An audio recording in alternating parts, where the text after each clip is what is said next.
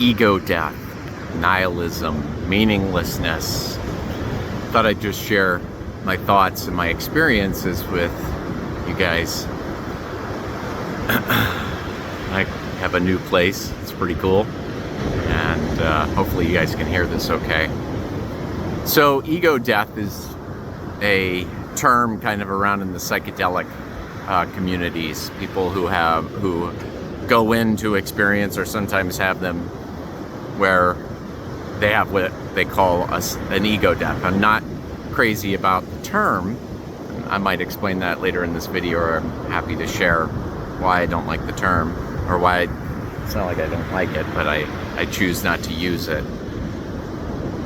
So what's going on? So you have this ego death, and there's this euphoria of, or can be this euphoric sense that like the pressure's off, the responsibility that was put on you within the ego framework just evaporates. And oftentimes with psychedelics, you get the sense of the oneness and the connection. So there's this euphoria. And so I was going to share my experiences and see if this is helpful to people who get in these stages where they have an ego death, or they recognize these ego completely, but then life begins starting to feel meaningless and tedious. And it's like, what do I do next? And that was kind of my story. So I had what you could say is my ego death without psychedelics, and that was back in 2020. It was just a moment. I have lots of different spiritual ahas after 10 years being on a path. And then all of a sudden I just had this big one where I was like, all the responsibility just was off my shoulders. I didn't have to live up to the expectations of the ego to be what is being said as a good person, being the right kind of father, right kind of whatevers. All of that stuff just went away in a moment. And what happened to me was this amazing euphoria. And I was so excited, and it happened to be during COVID. So I just partied. I lost all my work at the time, and I just stayed home and partied to myself most of the time. And it was just this amazing experience. And I just thought, oh man, this is the rest of my life. I'm just going to be living this way forever. And around 3 months in, I started to feel the depressive state. And then with the depressive state, me going, wait a minute, I'm not supposed to get depressed anymore. That piece is over in my life. And I recognized that it wasn't over, and I began to go into a depression, and then and I realized that depression was going to be part of my life again, and so I started managing it, and I got back to regular. So this has kind of been a cycle over the last years from them, but I'm kind of in an organic flow with this idea, and perhaps one day when there's really a thread for me, a foundation of like what I'm supposed to be doing here, which I don't really know other than experiencing the world from this B experience.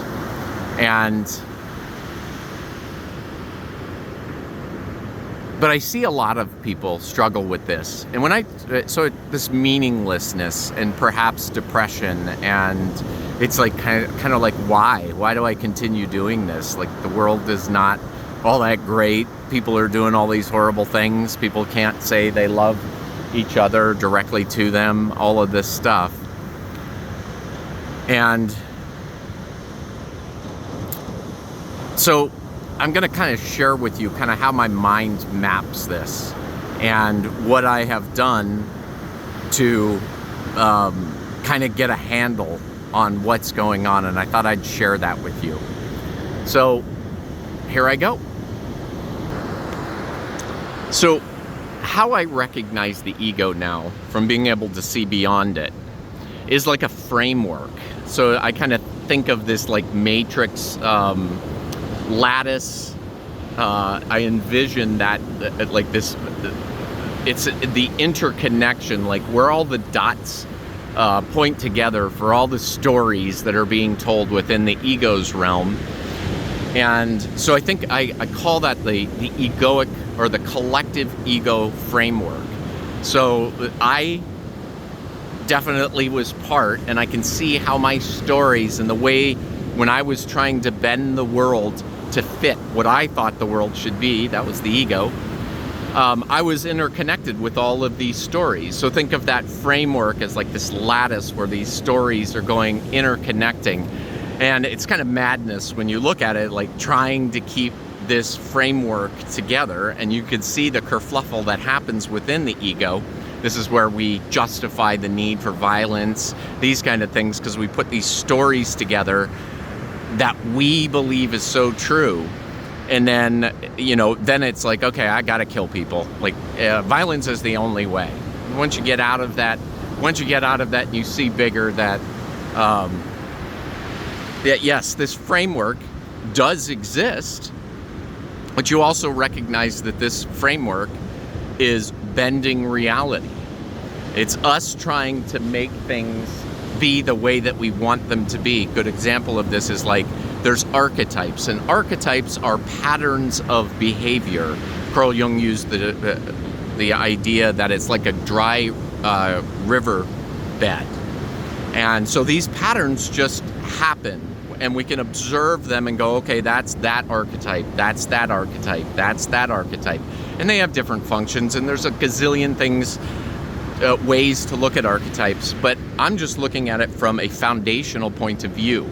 In that, in the egoic framework, we stereotype. So we take these archetypes and then we bend them to fit how we think it should be. That's how we create enemies.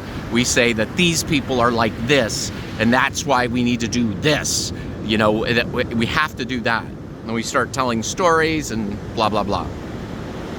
So there's this egoic framework that's like the collective egoic framework. Well, for 40-something years of my life, that was the basis of the foundation of what I thought that the world was.